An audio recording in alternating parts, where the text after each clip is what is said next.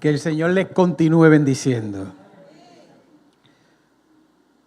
Me place muchísimo esta noche poder estar con ustedes comenzando lo que consideramos una de las series de estudios bíblicos más significativos, más que nada porque Dios lo ha puesto en el corazón de la pastora y lo ha puesto en el corazón de muchos.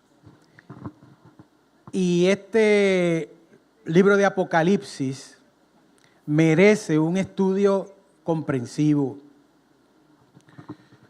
porque por su naturaleza tiende a ser uno de los libros más mal interpretados. Este microfonito está... Vamos a cambiar por aquí.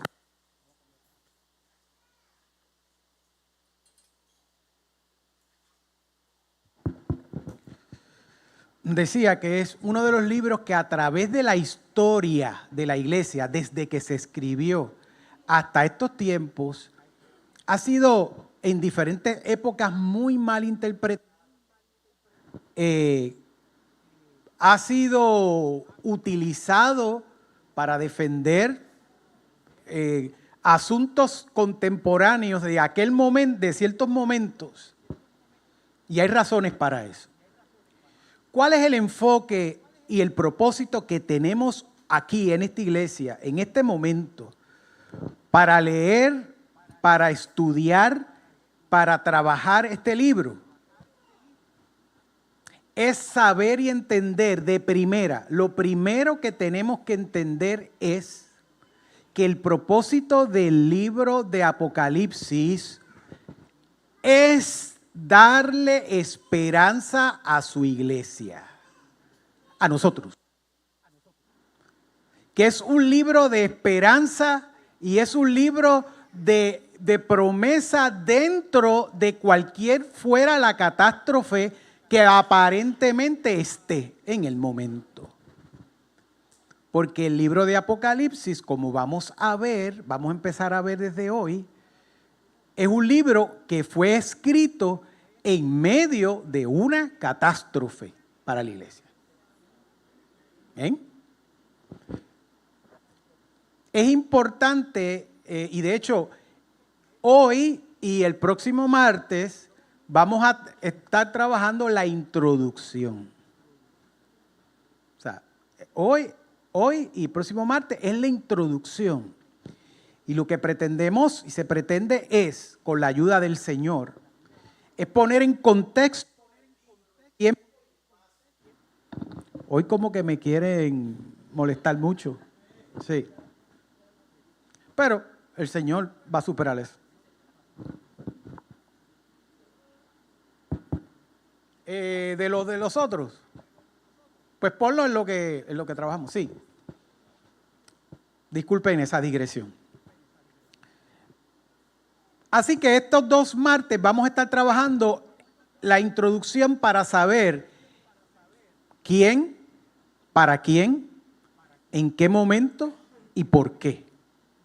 Para poder entender ese mensaje que sale de esa situación, de ese momento y trasciende a nosotros hoy en un momento que también consideramos crítico e importante. El libro de Apocalipsis no es un libro de venganza, ni de terror, ni de profecías del fin con el fin de asustar a nadie. Del saque es eso. No es la búsqueda de un rostro del culpable, de quién va a ser, de quién dejó de ser, etc. No es eso.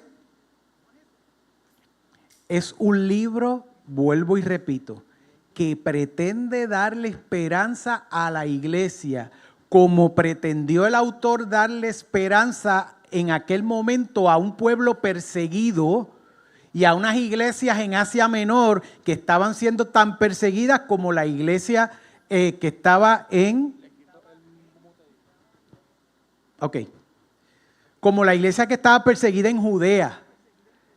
Bien, así que la persecución en este momento era como dicen en español, across the board, a todo el imperio, y había una razón para eso. Sí, ok. Muy bien.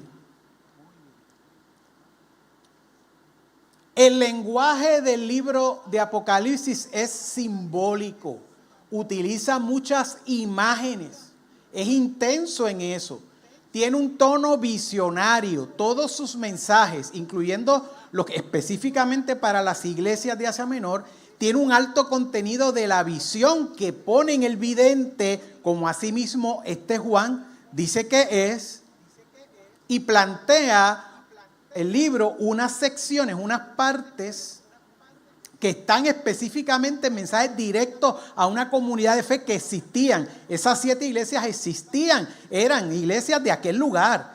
Y lo que se dice es lo que el Señor le decía a cada una de ellas de acuerdo a la realidad de cada una. Y luego nos vamos a dar cuenta que hay otras partes donde el que escribe está dando un mensaje y vamos a ver por qué razón tenía que ser de alto contenido simbólico, porque habían unas razones para eso. Y no son tan esotéricas y misteriosas como la gente piensa cuando lo ve aquí en el siglo XXI.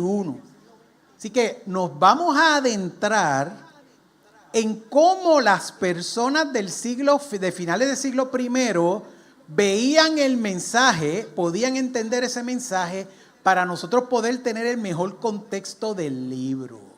Bien. Así que lo que vamos a hacer es que vamos a asumir un concepto para el estudio del libro desde 2 cosas que muchos de ustedes, 2 temas que muchos de ustedes ya conocen por lo menos el nombre. Desde la exégesis y de la hermenéutica. Eso en Arriba Habichuelas es. La exégesis es un estudio cuidadoso y sistemático del texto en términos de quién, cuándo, a quién, cuál era la realidad socioeconómica y política del momento en que se escribió. Y la exégesis es bien importante porque le da contexto para que cuando el mensaje del Espíritu Santo coge esa palabra y nos las transmite a nosotros, nosotros tenemos la riqueza de entender la realidad de quién lo escribió y por qué. Y entonces cuando nos llega el mensaje por el Espíritu Santo ahora, sabemos, mira, si esa palabra fue buena para esa situación, hoy el Espíritu la hace buena para nuestra situación.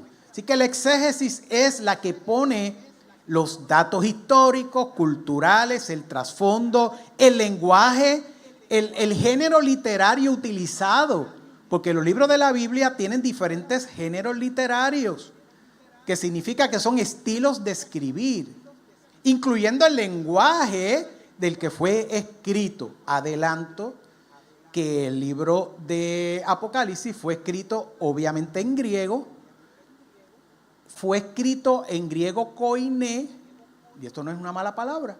Griego koiné es el griego coloquial, no el griego clásico, que era típico de muchos escritos, donde como una palabra elevada, sino que pretendía ser un griego coloquial, de manera que cuando se leyera se podía entender fácilmente. Claro, eso no quita que toda la simbología que tiene resulta complicado para el que no tiene esa base de entendimiento de aquel momento. Y ahí vamos. Bien. ¿Y hermenéutica qué es? Hermenéutica va acompañado de la exégesis, pero esa es la disciplina que nos permite interpretar y aplicar ese mensaje bíblico a nuestra realidad espiritual de iglesia hoy, partiendo obviamente de ese significado que se descubrió en esa exégesis, pero entonces podemos entender desde esa visión que el Espíritu querrá estar diciéndonos hoy a través de esa experiencia que tuvieron los que en aquel momento vivieron esa realidad, Pero como el Espíritu Santo, como siempre lo hace, y la razón por la cual estamos estudiando esto es por eso, porque sabemos que el Espíritu tiene algo que decirnos a nosotros ahora, con relación a ese libro. Así que la hermenéutica, en cierta manera, es lo que nos facilita las herramientas para nosotros poder no sustituir al Espíritu, sino saber, entender cabalmente qué es lo que estar receptivos a qué es lo que el Espíritu va a decirnos con relación a ese texto. Es una forma simple de verlo, es el mensaje. ¿Qué mensaje hay para hoy? Esa es la misma lógica que utilizamos cuando sabemos que el Señor puede leer. Nosotros en nuestro devocional leemos un texto, lo leemos varias veces, lo hemos leído toda la vida y el Espíritu le da la gana hoy de usar ese texto para decirte algo que tú no sospechabas. Pues eso pasa porque eso nos fue prometido. El Espíritu Santo nos va a guiar al mensaje de Dios hoy. Porque la diferencia del ser cristiano y de ser de otra religión es que el Dios de nosotros está vivo. Y como está vivo, habla y dice lo que tiene que decir y nos inspira lo que nos tiene que inspirar cuando es necesario así hacerlo. Claro. Yo te puedo dar una definición de hermenéutica específicamente desde la teología, pero la realidad es que al final, a lo que termina eso es la realidad que la exégesis nos dice, pero hoy, ahora, el Señor con esa experiencia nos dice a nosotros, o nos quiere decir a nosotros en el día de hoy. Bien. No le cojan miedo a lo que vamos a trabajar. Y yo digo miedo ahora por las profecías. Temor de encontrarnos de frente con realidades que a lo mejor nosotros no habíamos figurado. Porque la Biblia está ahí para que el Espíritu nos revele las cosas. Pero hay veces que cuando uno entiende mejor el contexto, nuestra manera de verlo debe ser, pues Dios está aclarando los aires. Dios los está aclarando. Porque lamentablemente, por vicios de interpretación, muchas veces pasan muchos siglos y la gente interpreta unas cosas de una manera, pero el beneficio que nosotros tenemos ahora, aparte o por supuesto de lo principal, la ayuda del Espíritu, es que también hay hoy en día muchísimo más acceso a la corroboración de textos porque se han encontrado textos más antiguos desde donde nace la interpretación o la versión de Biblia que nosotros usamos hoy.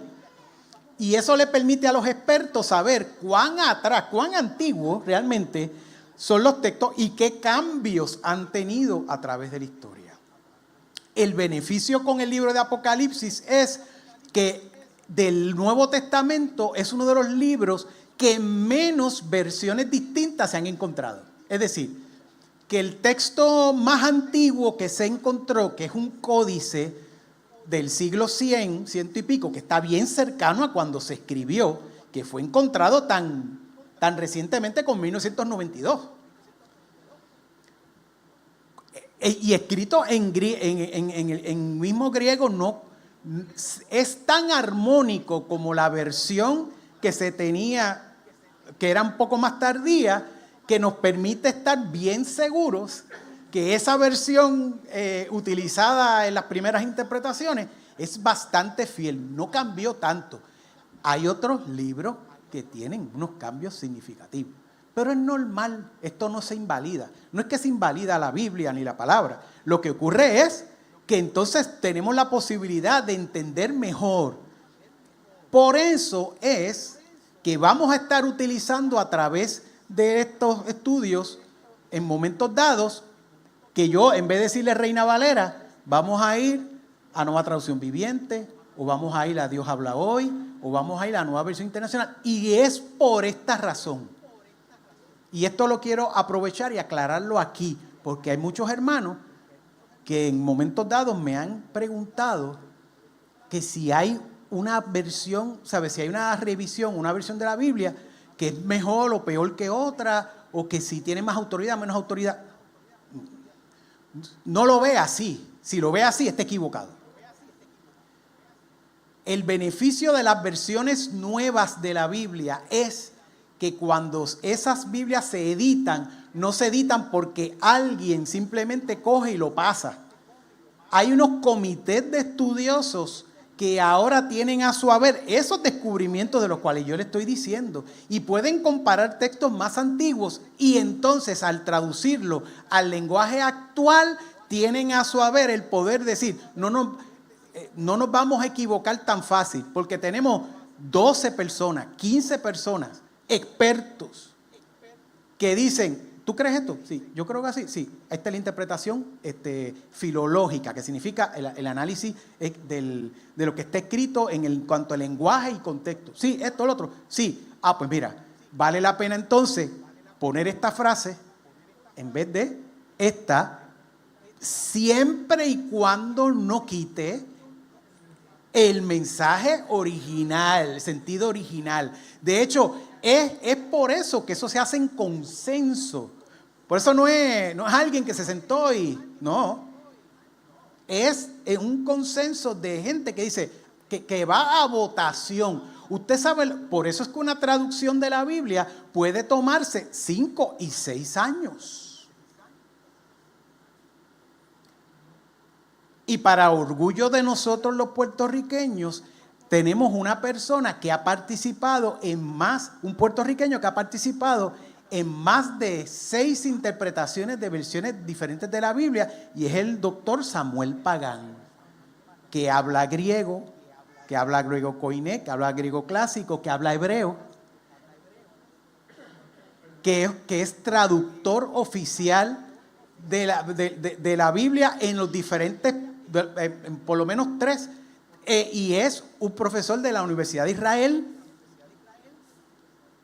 Y lo traigo porque la firma de él no va a aparecer en la Biblia que nosotros tenemos, pero en esas interpretaciones, muchas de ellas, créanme que está la mano y la mente, por la gracia de Dios, de ese hombre que nos preciamos en conocer, y es una persona de primer nivel. Me tomo todo este tiempo, sí, y son gente, sí, no, son gente brillantísima. Me tomo este tiempo para que al acercamiento de lo que vamos a trabajar, cuando decimos vamos a usar esta versión o vamos a usar esta otra versión o vamos a comparar esas versiones, no es para tratar de ver cuáles son las diferencias, es para poder sacar de ahí el extracto, lo más cercano a cuál es la parte de la exégesis, porque el mensaje que el Espíritu va a dar va a ser el mismo. Va a ser el mismo. Lo único que el contexto del cual lo vamos a sacar va a tener, de alguna manera, o esperamos, ¿verdad?, que tenga una relevancia mayor para poder entender los por qué y los por cuánto. Sí. Es muy buena. Sí. Bueno, también la utiliza la iglesia. Sí, porque tiene los deuterocanónicos, pero eso no es ningún problema. Eso no es ningún problema. Sí, es muy buena. Igual que la Peshita, porque utiliza mucho la interpretación del arameo, muchos de estos, y entonces, pero lo pone en contexto actual y es muy buena también esa Biblia. Yo me crié con la Thompson, muchos de aquí tienen que recordarla. Tú sabes que era la de los estudios, y entonces yo un adolescente preparando un estudio bíblico, imagínate. No, eso es otra cosa. La Septuaginta es la Biblia de los judíos en griego, y de ahí es que nacen entonces luego otras interpretaciones.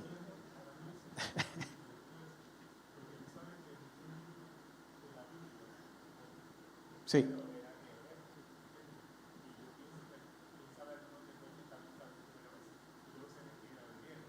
Sí.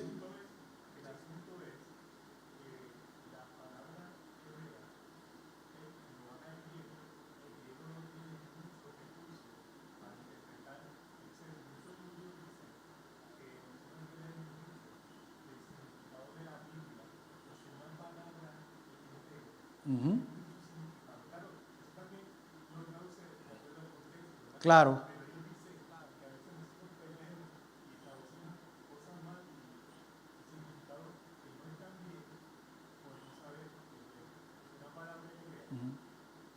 Sí. sí. Varias contextualizaciones, sí. Sí, sí, sí. En todas esas. Y los traductores lo están. Beneficio para nosotros. El libro fue escrito originalmente en griego. Fue escrito en griego, no fue escrito en hebreo, fue escrito en griego porque el autor, quien haya sido, y de eso vamos a hablar ahora, quien haya sido, el Juan que haya sido, eso le pone interés a esto, ¿verdad? El Juan que haya sido, en cualquiera de casos, de los Juanes que pudo haber sido, iba a escribir en griego. Y como le dije, el texto que se encontró, que es tan temprano como el año 100, cuando se supone que se escribió el original entre el 90 y el 95, es en griego completamente. Sí utiliza en ciertos capítulos unas frases escritas del arameo, pero las interpreta prácticamente en el mismo texto. Cuando vayamos a esos capítulos, porque vamos a ir capítulo por capítulo. Así que prepárense. Ustedes lo pidieron, ¿verdad? Pues prepárense porque esto va, o sea, sí, largo camino de... Bien. La datación, como dije, cuando el libro fue escrito, se entiende, y ha habido, ¿verdad?, a través de la historia algunas peleas de los expertos con eso, pero el consenso mayoritario es que tiene que haber sido escrito entre el año 90 y el año 95 después de Cristo. Esto es bien importante, porque es precisamente esos años en donde el emperador que estaba a cargo era Domiciano. ¿Por qué Domiciano es importante en este referente? Domiciano es el último de los Flavios. Viene de una cadena bien complicada de emperadores, y cuando digo complicada lo digo porque eran personas que estaban tratando, incluyendo su papá Vespasiano, estaba tratando de poner a Roma de nuevo en algo que entendían ellos que se había perdido, en un lustre que se había perdido. El hermano de Domiciano es nada más nada menos que Tito. ¿Y sabe quién fue Tito?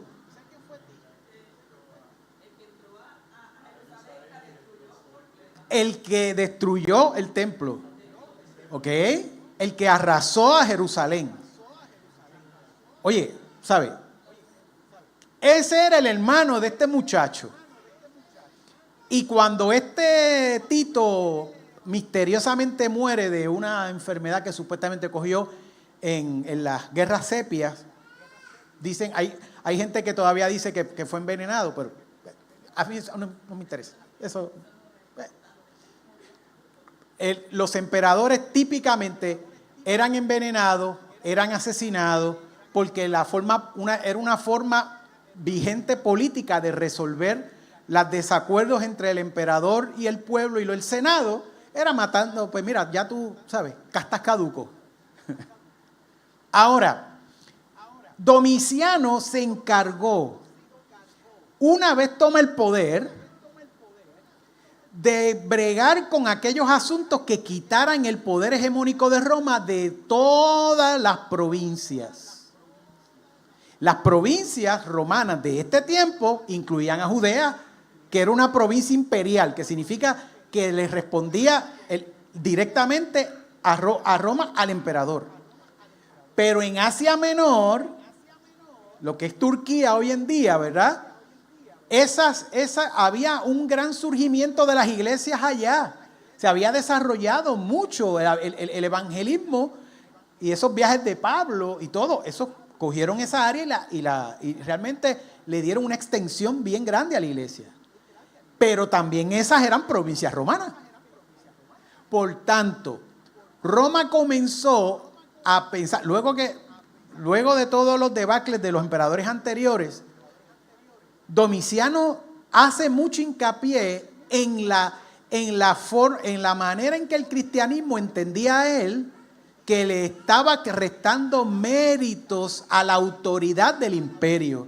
¿Por qué? Porque la iglesia había crecido exponencialmente. Porque el Espíritu cumplió lo que dijo que iba a hacer y el mensaje que se daba era un mensaje profundo, grande, y causó la persecución. Y Domiciano empezó la campaña en el 91, una campaña de exterminio deliberado.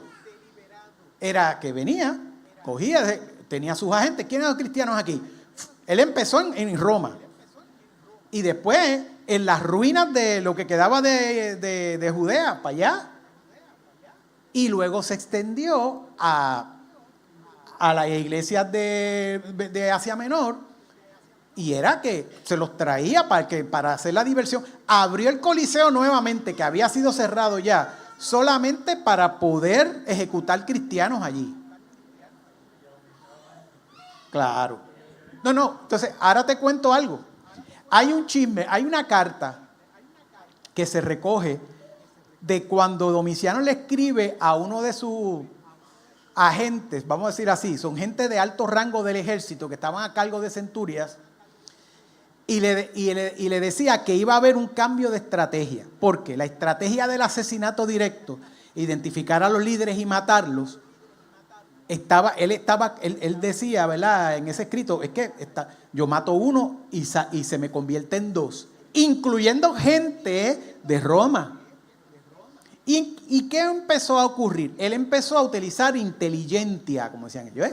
Ellos empezaron entonces a identificar estas voces vocales, porque ellos sabían que había una masa, pero habían una gente que eran los que mantenían el mensaje ahí cristiano y levantaban obras. Por tanto, en su scope estaban los discípulos originales que quedaban para este tiempo, que ya no quedaban muchos porque habían sido martirizados casi todos. Por eso, hasta el 60, pero ya cuando esto se escribe ya Pablo había muerto. Entonces, ¿qué pasa?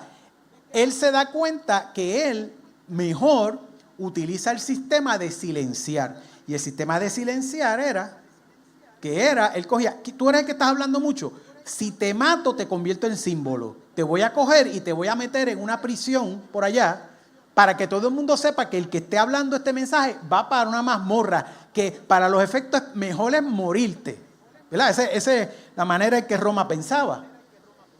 Y así es como el autor del libro de Apocalipsis termina en la isla de Patmos.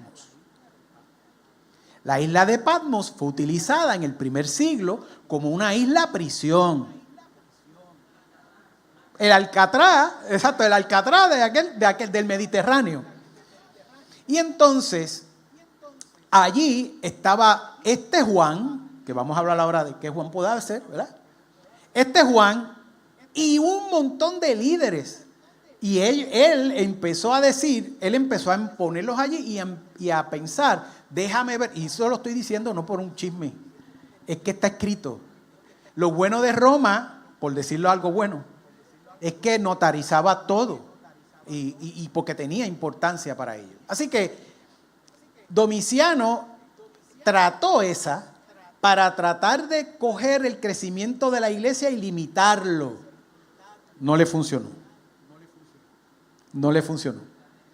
Domiciano murió y la iglesia se multiplicó aún más. Porque con lo que es de Dios no lo aguanta nadie. Domiciano exigió desde el primer día que rompió, exigió la política de Dominus ut Deus. En otras palabras, el emperador es Señor y Dios. Y era más cruel todavía porque él decía, tú puedes tener otra religión. Le decía a los paganos, tú puedes tener lo otro, pero lo importante es que al final, mi última palabra es mío. Dale ofrenda a Mercurio, dale ofrenda a Astarte, dale ofrenda a quien tú quieras. Pero al final, la última palabra es mía. Digo, si quieres vivir, pues entonces la última palabra es mía. Entonces, ¿qué pasa? El cristiano se distinguía por decir, el Señor fue Jesús, Jesucristo es el Señor. significa, Él es el Dominus mío. Por tanto, cuando tú lo dices de frente, el emperador que dijo, no, ¿cómo es? Pues no, ahí obviamente, y él lo sabía. Esa política la había escondido, la había escondido desde Calígula, o sea, la habían sacado, Nerón la sacó. Cada rato uno de los emperadores sacaba esta política. Y la saca, pero con la diferencia con una deliberación, que tras el pronunciamiento había una agenda bien claramente definida. Y comenzó ese exterminio. ¿Qué pasa? El libro de Apocalipsis se da en el contexto de que el que lo escribe preso en una mazmorra. ¿Cómo el que lo escribe va a poder pasar esta escritura por encima de los soldados romanos, que todo lo que te permitían, cuando te permitían sacarlo, era escrutinado? Lo que Dios utilizó, la manera en que Dios utilizó a este Juan utilizó símbolos, simbología, numerología, imágenes, que el romano allí no lo iba a entender. Y estas porquerías que esta gente fuapiti. ¿Y qué pasa? Cuando sale y lo leen en las iglesias, gente de extracción judía, pero cristianos conversos, o cristianos conversos que hayan sido paganos, pero que han estado viendo las lecturas, ¿verdad? Y están trabajando en el mundo, en el nuevo mundo cristiano que tiene extracción judía, veían las imágenes y decían, y ellos conocían mejor que nosotros. Escuchen bien, esas iglesias conocían mejor que nosotros el contexto simbólico que había ahí, porque para ellos tenía el significado de ese momento. Bueno, tenía que entender. Porque como vamos a ver a través de estos estudios, más del 90%, vamos a poner 85% para hacerlo, de lo que está en el libro de Apocalipsis se refiere directamente a Roma y al emperador. No es como a veces nos han hecho plantearnos, todo esto es del futuro, todo es y buscar el anticristo en cada cosa. Cuidado, porque la realidad de ellos allí, tú no le podías decir el emperador es el anticristo, no podías decir la Babilonia es Roma, porque ese escrito no iba a pasar de la puerta. Pero el que lo iba a leer allá sabía, Dios me está dando esperanza, que a pesar de esta persecución que ha matado a los míos, al final Él es el alfa y el omega, Él es el principio y el fin, Él es el que vamos a superar esta crisis con Él. Los sellos, las libras, todo eso simbología que vamos a ver con calma, tiene que ver con principios de la gente entender. El emperador cree que tiene en su mano la voluntad de Dios, pero ni es Dios, ni tiene en su mano la voluntad de Dios. Nosotros somos los hijos del Dios verdadero. Entonces, esa es prácticamente el 85% del libro, es sobre la realidad que ellos tenían. Por tanto, en su interpretación acá, nosotros lo que tenemos que ver es, cuando llegue a la hermenéutica de esto es, y ahora, en este momento, donde la iglesia es perseguida, donde los conceptos se tergiversan, y aún los que dicen defender la iglesia lo hacen por sus propios intereses, ¿dónde Dios está? Esa era la pregunta que podían tener la gente a los que él le escribió. Iglesias perseguidas que tenían que verse en cuevas, tenían que verse en lugares ocultos, tenían que verse en catacumbas para poder reunirse como iglesia. ¿Dónde está el Señor que nos ampara? El mensaje es, tranquilo, el Señor de los tiempos es el mismo Señor ahora. Y Él va a tener un propósito santo y lo tiene con cada uno de ustedes. Él, en su nombre, vamos a superar esto. Y que se sepa quién está a favor del Señor y quién no. manténgase a favor del Señor. Y de los que están en contra del Señor, se va a encargar Dios. Y ese es el mensaje preponderante del libro de Apocalipsis. Sí, sí.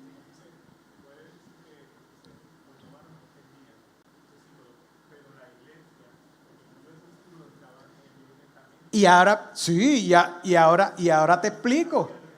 Ahora te explico eso. Vamos al contexto de eso. El contexto de eso, el Apocalipsis pertenece a un género literario que existía.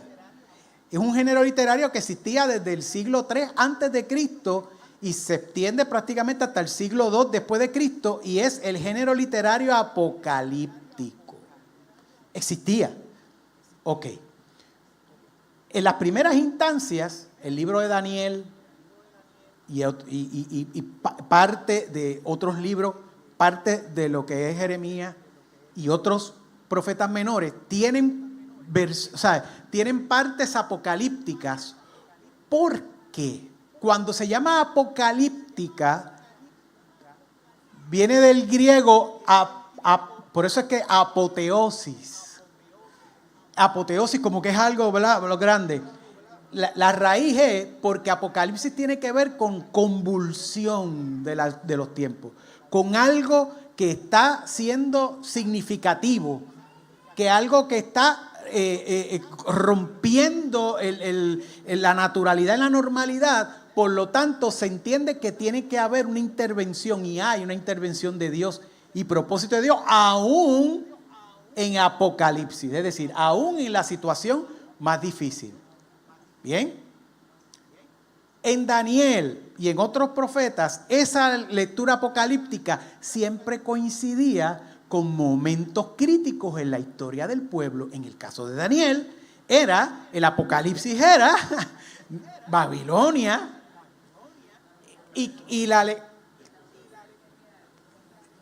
claro, entonces mucho de su profecía y el mensaje que Dios le daba estaban cimentados sobre la esperanza de que, a pesar de que el pueblo fue el que buscó esta, ¿verdad? Pero como quiera que sea, aún dentro de la acabose, Dios dentro tenía unas palabras de esperanza de un futuro en donde el Señor iba a intervenir. Así que ese tipo de lectura, ese tipo de género literario existía ya. O sea que el que van a leer el libro, que los romanos no van a entender, allá lo van a entender y van a ver, ya van a ver parte de la Tanaj, van a ver ahí y dicen, mira, y este símbolo, ¿verdad? Míralo aquí. ¿Qué es lo que permea todo el libro? Con excepción, obviamente, de los primeros capítulos, que son los mensajes a las iglesias. Eso, los primeros 3, 4 capítulos están cimentados sobre un mensaje directo y claro a las iglesias. Cuando entra entonces, luego, posteriormente a eso, entra en una serie de visiones simbólicas, animales y números con significados aparentemente ocultos, lenguaje y altamente metafórico, es decir, yo te estoy diciendo esto, pero tú sabes que en ese contexto que te lo estoy diciendo, en verdad, estoy hablando de esto. Bien. Y mensajes cifrados. Y esos mensajes cifrados son para tiempos de persecución. ¿Por qué para tiempos de persecución? Porque esa era la realidad que ellos estaban viviendo. Para ellos la persecución era real y verdadera. No era un chiste. Y hoy hay muchos de nuestros hermanos en muchos países que eso es una realidad hoy. Que esa misma persecución, ese no saber si estoy vivo por solamente proclamar mi fe, es su realidad hoy. ¿Eh?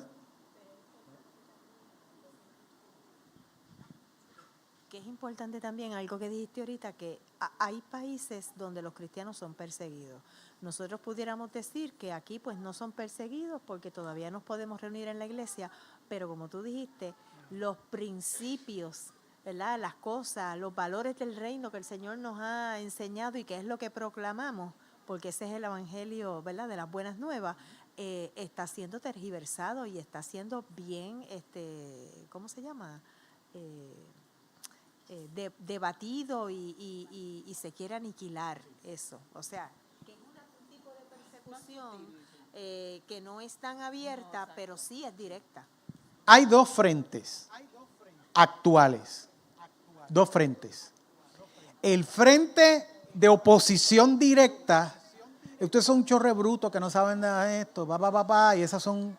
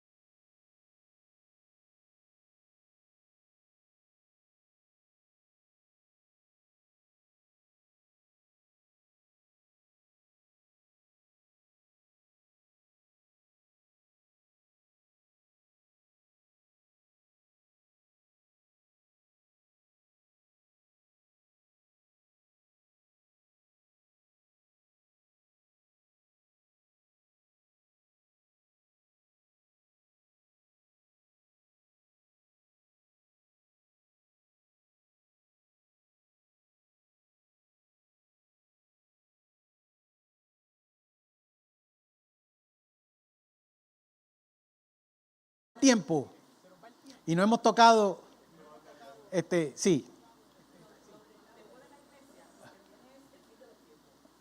Imagínate, vamos por encima.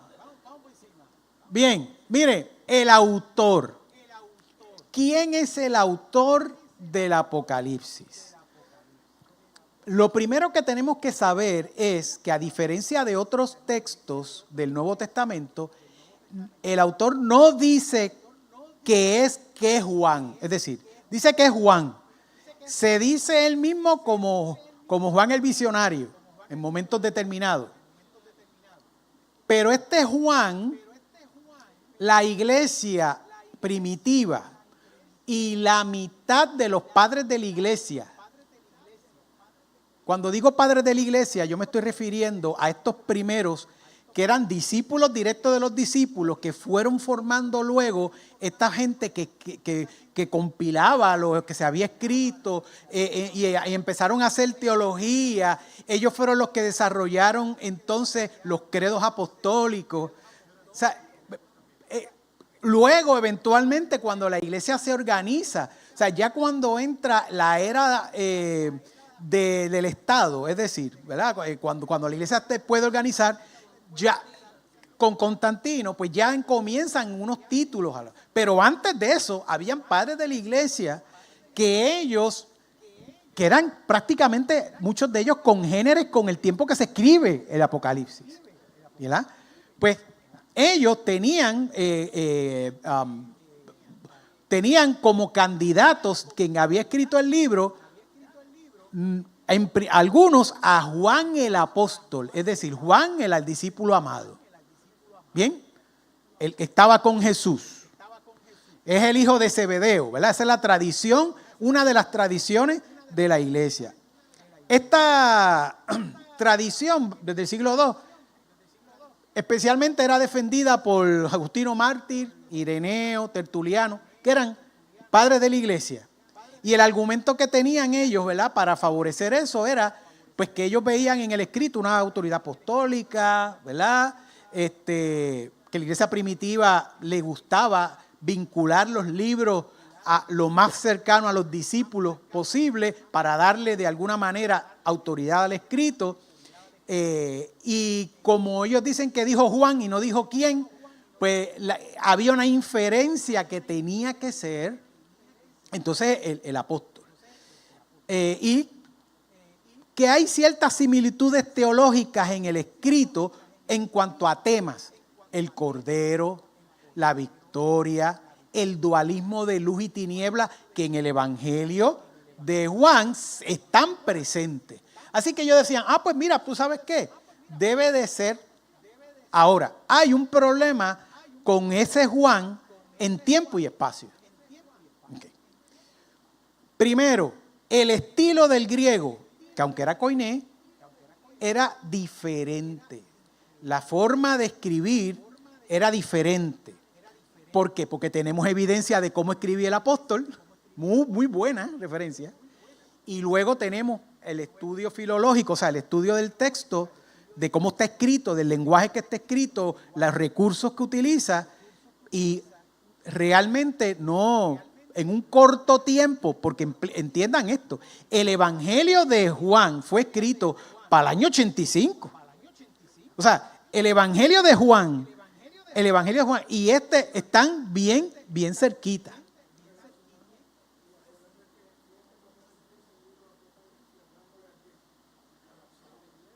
No, por eso. Y ahora vamos. Así que había una teología un poco distinta. El Evangelio es altamente reflexivo y simbólico y con una cristología bien alta, es decir, refiriéndose a Cristo para aclararle a la gente de aquel tiempo que ya habían una gente poniendo a Cristo en otras dimensiones que no era quien era, para hacer un resumen. Mientras que el de Apocalipsis asume eso, pero va a un nivel un poco más visionario y apocalíptico. O sea, el lenguaje era apocalíptico y estaba escrito de diferente manera.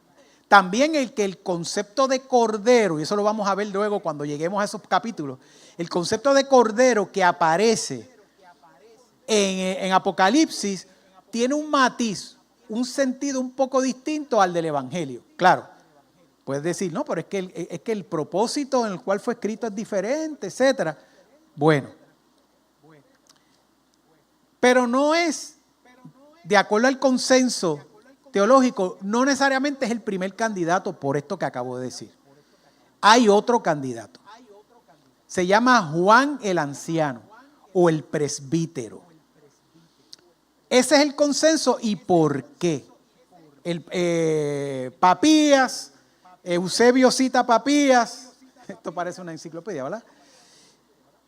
Y diciendo que ya para ese tiempo, estamos hablando para el año 98, 96 al 98, ya ellos estaban asumiendo que este presbítero, este Juan, era el autor, y las razones son, primero, que tenía autoridad porque era conocido ya como un maestro de la palabra en la iglesia de Asia Menor.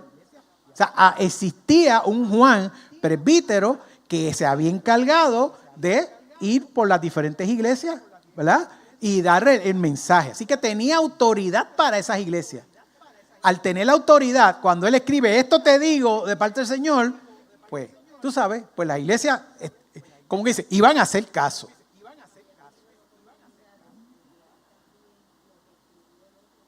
Claro. Y te voy a decir más.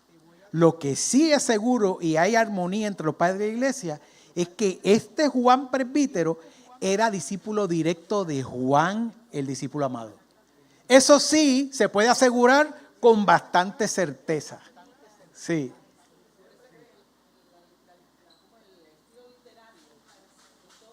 Hay unas similitudes, pero obviamente hay unas diferencias porque eres otra persona. Sí.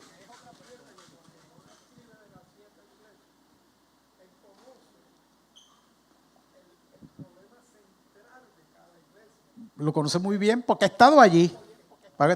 Ok, importante. Históricamente, Juan el discípulo amado, Juan el discípulo amado es el discípulo, el único que no fue martirizado. Murió de viejo.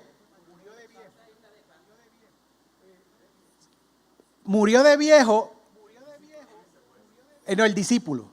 De Juan no sabemos. Hay diferencia. Hay gente que dice que él logró salir del área de Patmos. Es Juan el presbítero. Si es que Juan el presbítero es el autor, él, que es el anciano, sí salió. Entienden que sí salió, pero otros dicen que no, que murió allí en Patmos. Él murió, y te explico por qué. Sí, él fue a Asia Menor. Su ministerio, él lo hizo. Pero él se circunscribió a Éfeso y a Esmirna. ¿Entienden? Éfeso y Esmirna. Entonces ahí era el donde él tenía. Pero no necesariamente tenía influencia en la Odisea, en Filadelfia, en las otras. Sí.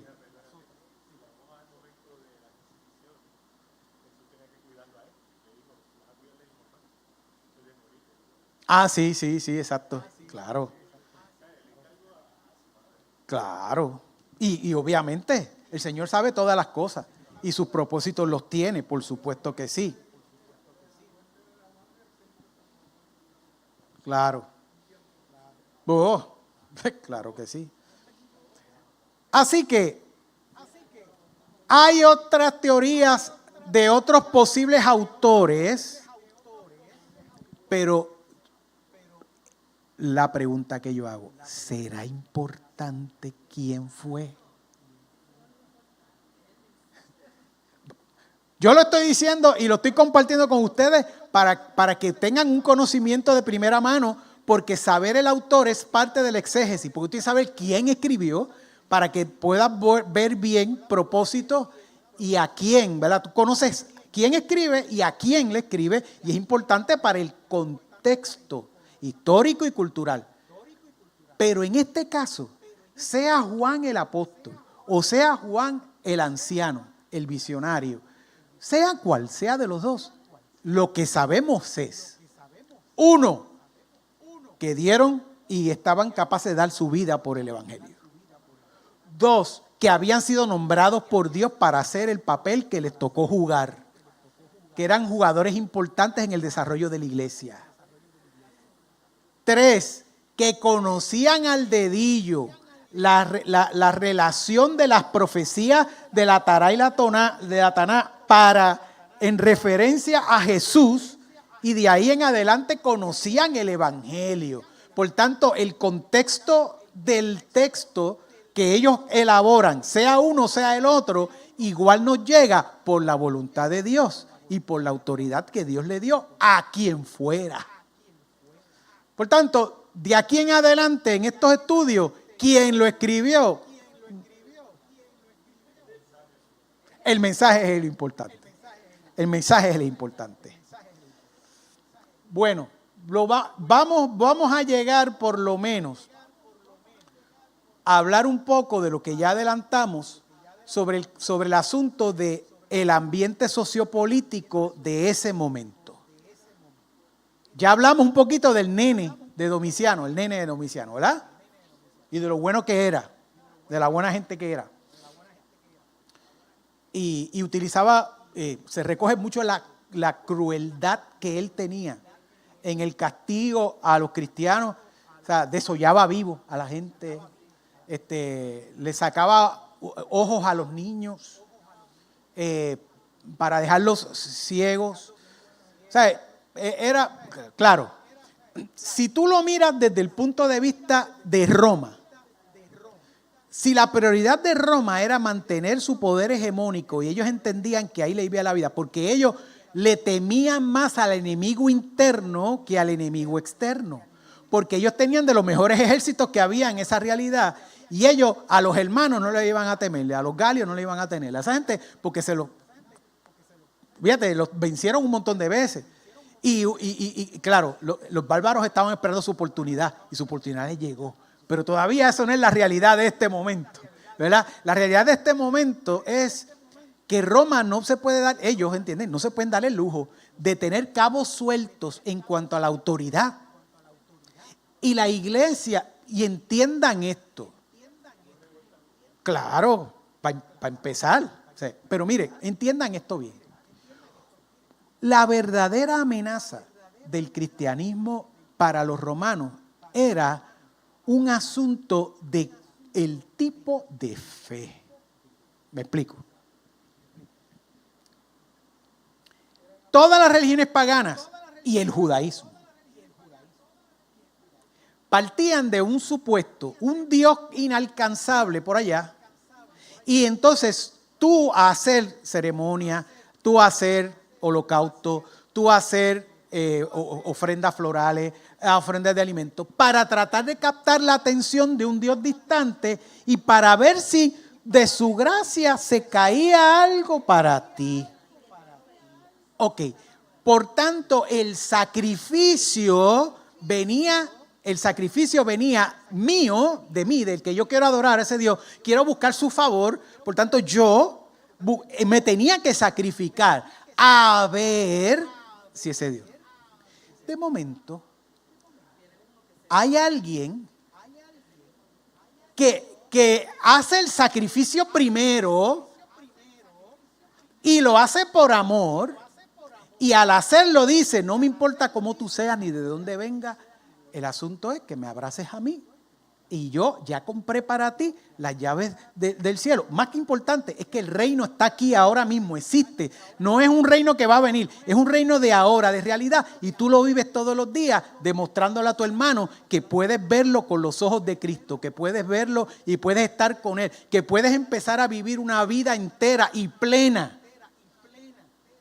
Se hace realidad a pesar de los problemas, a pesar de la persecución, a pesar del dolor. Y ese Dios se hace tan vivo y tan real y tan distinto que le rompió la cabeza a la gente.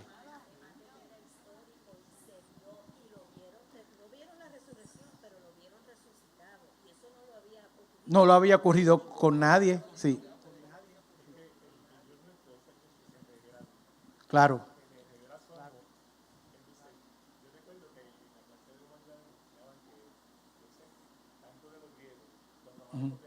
Sí.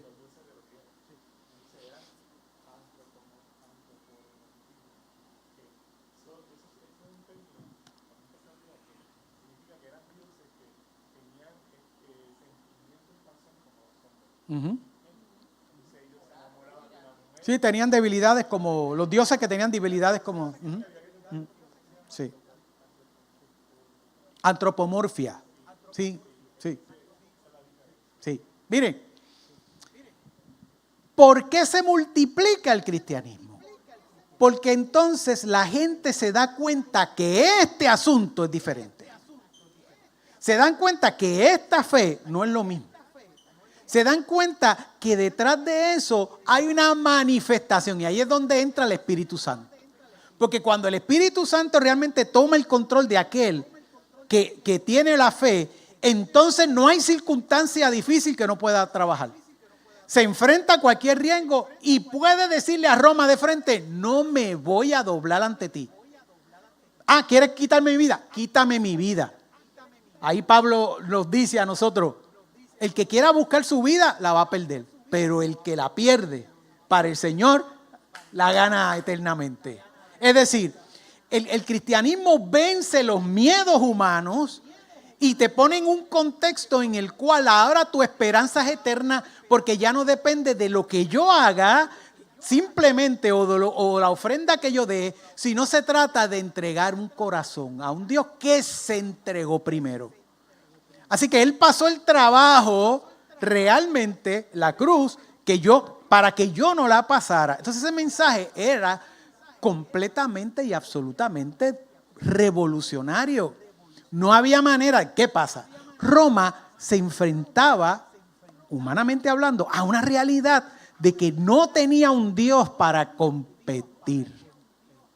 Los soldados tenían varias religiones y habían una que era del Sol Invictus y qué sé yo qué, y había otra que era se me olvidó el nombre, que usaban usaban el toro, la sangre del toro para, se me olvidó el nombre ahora, y otras que eran bien cercanas y que de hecho cuando uno lee las mitologías de esos dioses, hasta tiene similitudes con cosas, ¿verdad?, del cristianismo. Pero Roma no tenía competencia. No tenía, el Estado no podía coger una religión para ponérsela al lado y decir, no, pero mira, no, olvídate de lo que dice esta gente, mira aquí. No la tenía. Y eso es cuando el mundo se enfrenta a la realidad de un Dios vivo. Cuando el mundo se enfrenta a la realidad de un Dios vivo, pasa eso. Y esa es la realidad que le está tocando a las iglesias de Asia Menor y todas las iglesias que en este momento están bajo la persecución más terrible que hay. Y la pregunta era, ¿dónde está Dios en medio de todo este mal? El libro de Apocalipsis lo que nos da es un mensaje a las comunidades que lo van a leer en primera instancia, pero ahora a nosotros.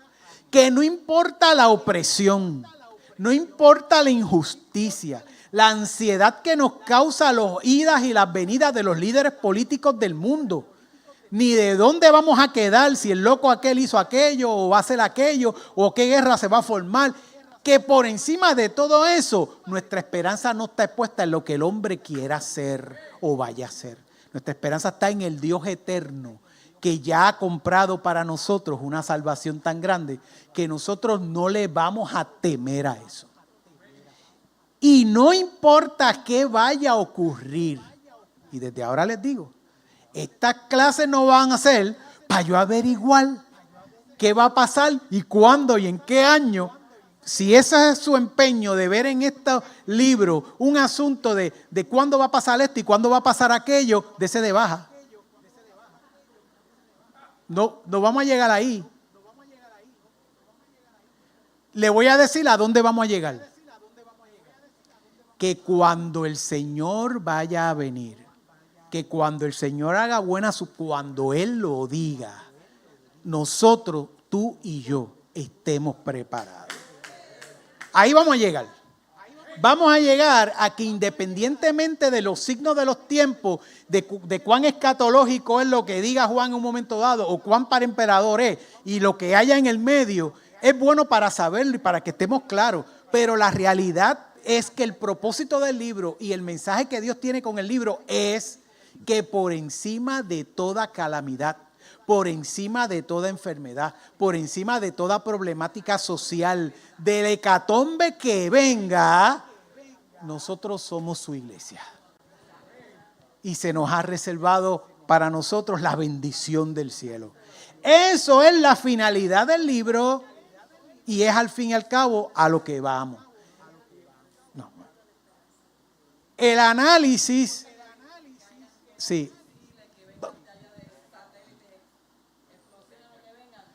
Eso sí, es bueno estudiar bien cuál era la realidad de ellos en ese tiempo para que sepamos. Uno, lo afortunado que somos en este momento. En este momento. Ok, lo afortunado que somos a este momento histórico. Bien, en esta lo de acá, por eso te digo, bien, ok. Y el valor, digamos, el precio que tiene seguir a Cristo. Ellos demostraron que pagaron el precio de seguir a Cristo.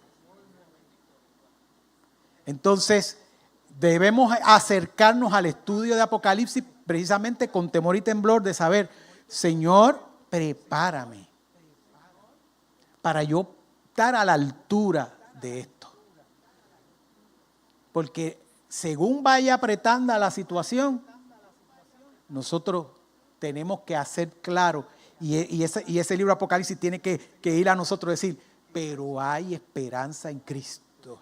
No estoy solo, no estoy sola, no estoy desamparado, no estamos solos. Dios está con nosotros. Lo estuvo para ellos en aquel momento y lo estuvo en cada etapa de opresión y persecución que hubo antes de esta, en esta y después.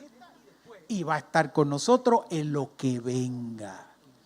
Los signos de los tiempos los sabe el Señor. Pero lo que tú tienes que tener como seguridad es que yo me ocupo de mi relación con Dios.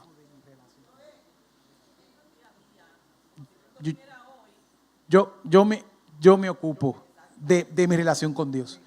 Y cuando mi relación con Dios es una saludable, entonces hay el resultado de una vida plena en Cristo. El primer resultado es paz. ¿Por qué paz? Porque las ansiedades del no saber, que lamentablemente hay hermanos que se acercan al libro Apocalipsis para tratar de saber porque están desesperados porque no saben. Y por eso siempre va a haber desafección, siempre va a haber problemas y va a haber se van a desanimar porque no van a encontrar en esa simbología algo que les dé a ellos, pues va a pasar esto aquí y va a pasar. No, es que esto fue escrito para eso. Es que hoy, ahora, yo tengo que, igual que los cristianos de aquel momento, tener una vida prendada del Señor. Porque como yo no sé cuándo será mi último día, y eso es equivalente a la aparición del Señor, cuando venga, si abren la puerta, si fuerzan la puerta, que pasó muchas veces, forzaron la piedra que estaba al frente y nos mataron a todos aquí, que ese día yo voy, mire, tranquilo, y hasta el último día fui fiel. Y pues que el Señor nos diga, en lo poco has sido fiel, en lo mucho te pondré. Lo vamos a dejar aquí. Así que la segunda parte el martes que viene, con la provisión de Dios, la vamos a tener. Estamos en la introducción. El martes que viene vamos a terminar esta introducción y vamos a tomar el libro o el análisis del libro, lo vamos a hacer de forma secuencial. Es decir, vamos a ir capítulo 1, 2, 3, 4 para que se facilite, ¿verdad?, el estudio de él. Mire, lea el libro de Apocalipsis. Léalo. Anote las cosas. Si usted quiere una recomendación mía, yo no le voy a dar recomendación. Usted quiere ver lo de Reina Valera porque le gusta como es la libra que usted se acostumbró. No hay problema. Si usted quiere, Dios habla hoy, no hay problema. Si quiere compararla, a veces, bueno, aquí tengo aquí tengo. Marque las preguntas. Porque si yo no se la contesto o la pastora no se la contesta en el momento que corresponde eso, entonces esa es la pregunta que usted tiene. Mira esto, si no se le contesta. Ahora, espere que se conteste, porque créanme que se va a estar trabajando este estudio con la mayor claridad posible y tratar de no dejar símbolos, imágenes y cosas sin poner en contexto.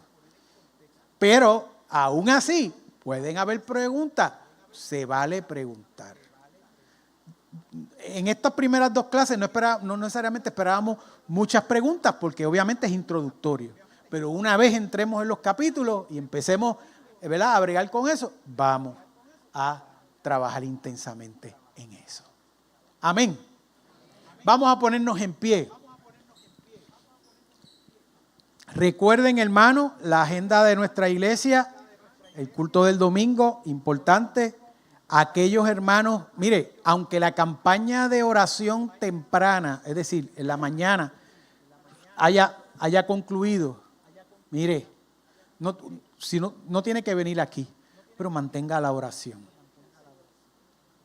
Oremos deliberadamente por la iglesia, por su liderato, por los jóvenes, por los niños, por los intermedios que se están levantando ahora las clases para ellos, por los jóvenes, para que una sociedad de jóvenes pueda desarrollarse. Todas esas agendas que el Señor ha inspirado a la iglesia para, usted póngalo en sus rodillas. Sí, usted saca tiempo, ore por sus familiares, orar por usted, eso se vale. Pero, por favor, encuentre un tiempo en su devoción y ore deliberadamente por la iglesia. El Señor va a seguir haciendo cosas extraordinarias aquí, pero no porque sean extraordinarias y porque sean aquí, sino porque el Señor va a hacer su voluntad. Pero la oración de nosotros es muy importante para que esas cosas se puedan realizar en el tiempo del Señor. Si necesidades hay, más necesidad hay de estar prendados al Señor, atados al Señor, como persona y como grupo. Porque también nos debemos a la responsabilidad de todos. Somos una iglesia, no somos unos cuantos, somos una iglesia. Oramos. Oh Dios poderoso y bendito.